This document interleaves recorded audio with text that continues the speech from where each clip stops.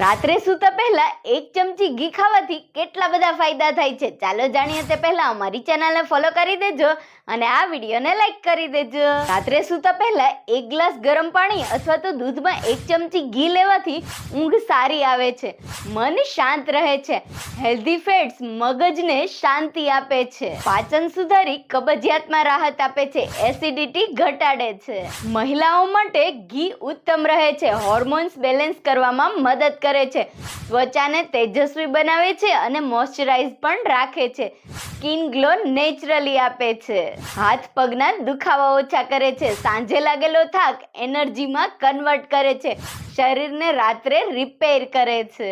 આ સિવાય તે લીવરને સાફ કરશે, પિત્તને ઘટાડશે, હાડકાં પણ મજબૂત બનાવશે, સાંધાના દુખાવામાં પણ રાહત આપશે. તો ઘીના આટલા બધા ફાયદા બધા સાથે શેર કરો.